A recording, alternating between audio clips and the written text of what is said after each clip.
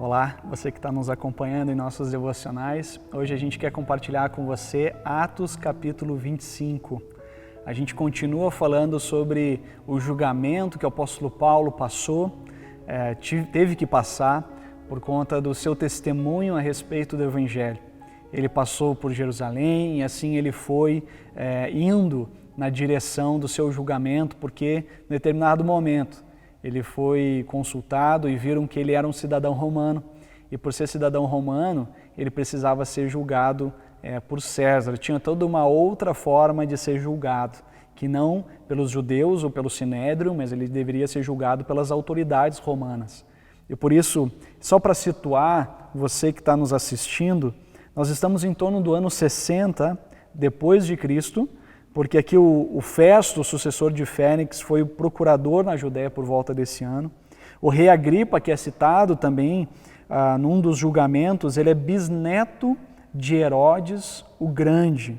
Então Paulo ele vai indo na direção desse julgamento por pessoas muito importantes, por governadores, por esse rei chamado Agripa, e Paulo pede para ser julgado por César. Ele apela a César para que seu julgamento tivesse o seu fim lá em Roma. Isso a gente vai ver nos capítulos que sucedem esse capítulo que nós estamos lendo. Mas eu queria chamar a atenção de você num recorte que a gente pode fazer no versículo 19, que mostra uma das razões pelas quais Paulo ele estava sendo julgado. E ele diz que Paulo ensinava que Jesus havia morrido, mas que ele ressuscitou e vivo estava.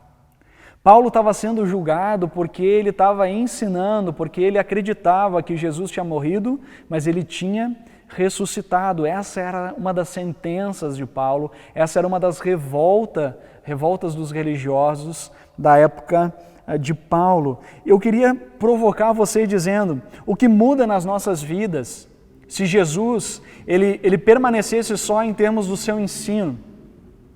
O que muda nas nossas vidas se Jesus tivesse sido um profeta apenas?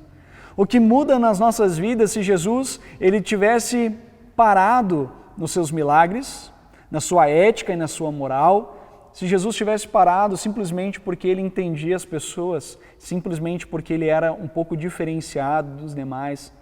Certamente, se Jesus não ressuscitou, a nossa vida é essa mesma, a gente nasce, vive e morre. Se Jesus não ressuscitou, então não existe nada além disso aqui na Terra. O alvo da nossa vida realmente tem que ser a realização pessoal, o alvo da nossa vida precisa ser realização profissional, viagens inesquecíveis e experiências que a gente perde o fôlego. Se Jesus não ressuscitou, então não há esperança. Por quê? Porque não existe nada além disso para viver aqui. Mas agora, se Jesus de fato ressuscitou, como nós temos testemunhado, como a própria ciência tem testemunhado, porque não encontraram os ossos de Jesus, portanto, ele ressuscitou, ele vivo está, ele venceu a morte. Então isso significa, em primeiro lugar, que Deus existe. Porque nenhum ser humano na face da terra, ele morreu e ressuscitou. Nenhum. Teve homens e mulheres que voltaram a viver, mas logo em seguida envelheceram e morreram. Porque se Jesus ressuscitou, ele venceu a morte e ele vive eternamente, isso significa que Deus existe, Deus o ressuscitou dentre os mortos. Então existe alguém muito maior do que nós. Existe alguém que planejou todas as coisas, existe alguém que sustenta a vida. E esse alguém é Deus. Segundo lugar, se nós cremos que Jesus ressuscitou, então a morte não é o fim.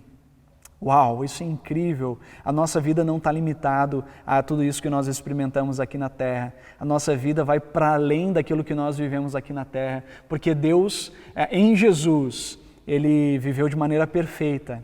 Ele morreu a morte de cruz, mas ele venceu a morte, e ao vencer a morte, ele também nos dá a esperança daquilo que nós, nenhum de nós, seja a ciência, seja o que nós pudermos fazer, nós podemos vencer, que é a morte, somente em Jesus. O próprio Jesus diz que aqueles que creem em mim, ainda que morram, viverão. Essa é uma promessa que reside em Jesus.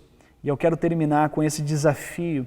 A palavra de Deus lá em Romanos fala que se nós confessarmos com a nossa boca que Jesus é Senhor, ou seja, Ele governa sobre as nossas vidas, Ele não é um homem que simplesmente viveu e morreu, Ele não foi um homem que teve grande ensinamento, mas Ele é Senhor, Ele governa sobre as nossas vidas. E se com a nossa boca, se no nosso coração nós crermos que Deus o ressuscitou dentre os mortos, então nós seremos salvos. Esse é o testemunho da palavra de Deus. Nós teremos esse presente que é a vida eterna com Deus. Uma vida restaurada, uma vida plena, uma vida sem sofrimento, sem dor, conforme o princípio quando Deus nos criou. Esse é o grande desafio para nós. Que você possa confessar Jesus ainda hoje. Esse fica o desafio. Deus te abençoe.